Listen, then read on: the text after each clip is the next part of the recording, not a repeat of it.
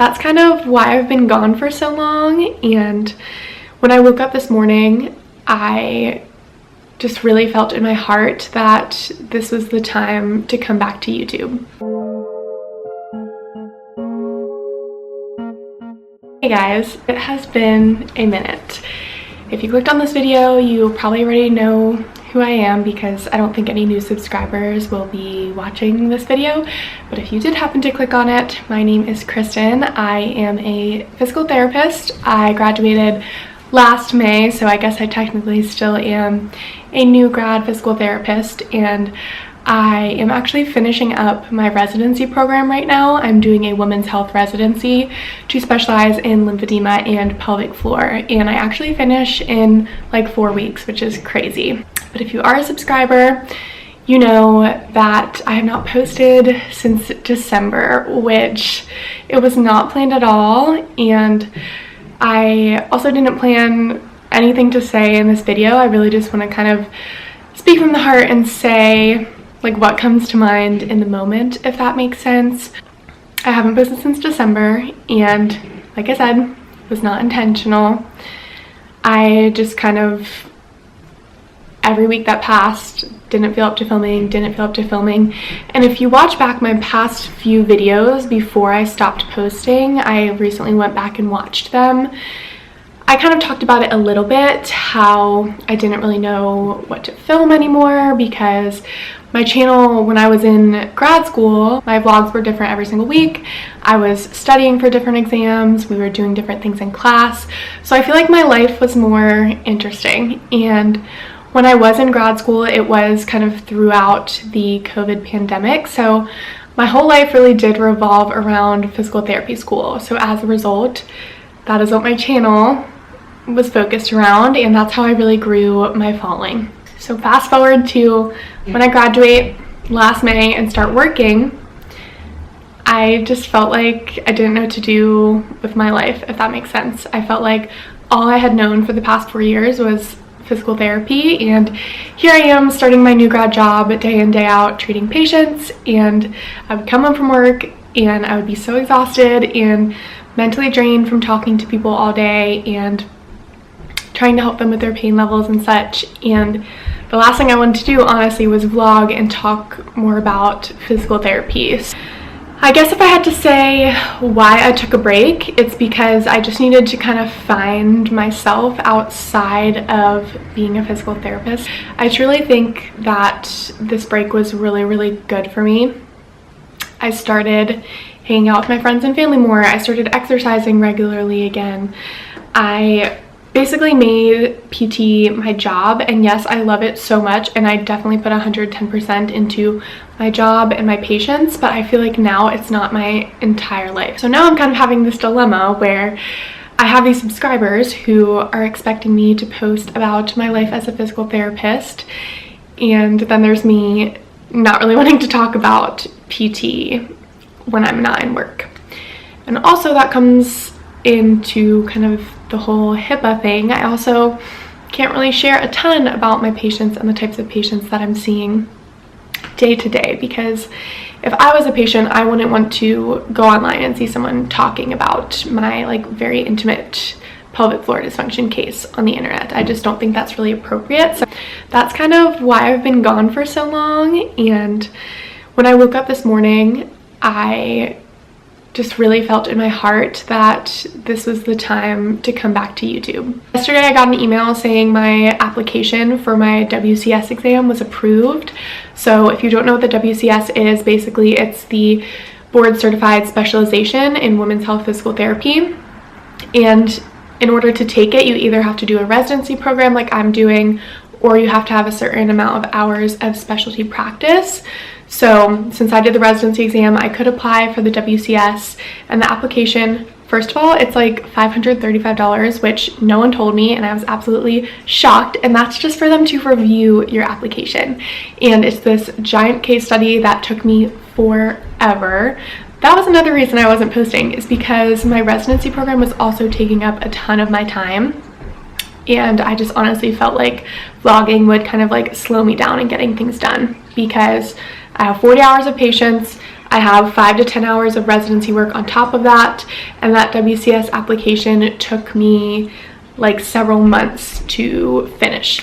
But I just found out yesterday that it was approved, which means as long as I complete my residency in 4 weeks, which I should, all that's left is I have to show up to work, keep treating my patients, and I have one more final capstone presentation October 15th, but then I'm done, and then I get to sit for my WCS in March. So I thought this would be a really great time to come back to YouTube because I'm gonna have a lot more free time now that I'm finishing my residency, and I'm mainly going to be planning my wedding, which is in July, and preparing for my WCS exam. So I just think mentally I'm gonna have a lot more time, and I'm gonna be in a lot more of a mental state to be posting on YouTube.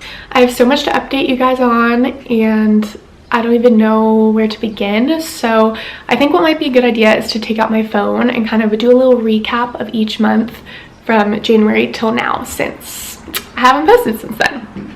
And if you're still watching at this point, thank you so much. I love you all. I feel like this video is going to be really boring, and no one will probably even watch it because I've been gone for so long. But for the few of you that have reached out asking where I've been, why I've stopped posting, thank you so much. Like, it means so much to me that you guys care and like were wanting me to come back to YouTube. It honestly, you guys are the best. And okay, so the last video I posted was kind of right before Christmas time. I was in the end portion of the orthopedic part of my residency program. Teddy is taking a toy. Basically, I was finishing up the orthopedic portion of my residency program, which was primarily treating spine, hip, SIJ, and pubic patients. Pubic symphysis dysfunction patients, sorry, and SI joint dysfunction. So I was finishing that up kind of the last time that I vlogged. So I finished that portion of my residency mid-January, and then I transferred to a new clinic within the same kind of company organization that runs my residency program. And I was transitioning to 100% pelvic floor caseload. And this was honestly such an amazing transition for me, because if you guys have been watching my videos for a while throughout physical therapy school, pelvic floor PT is really my main interest and the reason I did this residency program. I think that kind of ties into another reason I stopped posting and just was feeling so mentally drained, is because from October to mid-January I was only treating orthopedic, mainly spine patients, specifically chronic pain patients, patients who've had several surgeries, really severe, irritable, radiating symptoms down their legs. And honestly, that's a very hard population to treat, especially if that's primarily what you're seeing, and especially if you're a new grad who doesn't have a lot of experience treating that population. So I was just really struggling at work. I was having to prepare a lot outside of work for treating the patients that were coming up for the next day. So I just feel like my work-life balance was horrible. Fast forward to mid-January, I'm transitioning to my pelvic caseload, and this is when things really started getting better for me. I absolutely loved the mentor that I had for my pelvic rotation. With my residency program, I'm treating independently except for 5 hours a week. A mentor is in the room with me, kind of observing, giving feedback, and I feel like my skills just grew so much in pelvic floor. I work for a hospital system, so we get a lot of referrals for various different things, various surgeries, pelvic organ prolapse surgeries, bladder slings, abdominal surgeries, obviously deliveries, C-sections, gender-affirming care surgeries, top surgeries, bottom surgeries. So I really just was exposed to so many different things. This clinic is also really close to my house, so that was really convenient too. My commute was cut drastically. It was January, and most of February honestly was similar, just kind of learning and growing in my pelvic rotation. Nothing too exciting to report there. In March is when I took my lymphedema course. So the last part of my residency, which I'm finishing up right now, and started in, when did it start? The end of June. So June to October, is treating 75% lymphedema, 25% pelvic. So that's what I'm doing right now. But in March was the course to become a certified lymphedema therapist. It was a 10-day course through the Norton School of Lymphatic Therapy, and I loved it so much more than I thought I was going to. Going into this program, like I said, my primary interest was pelvic floor. I shadowed a singular day of lymphedema therapy and obviously learned a little bit about it in grad school, but I didn't know a ton about it. And this course was so much fun. I'm going to insert pictures here. It basically was a lot of learning different manual lymphatic drainage, massage sequences, bandaging arms and legs, and at the end of it, you become a certified lymphedema therapist. There was about 12 people in the course, I would say, and it was hosted in a hotel in Philadelphia, so it was people from really all over the country that were kind of flying in to take this course. I will say, if you are interested in going to take this course, it was probably the single most exhausting thing I have ever done in my entire life, because like I said, it was 10 days straight, so including weekends.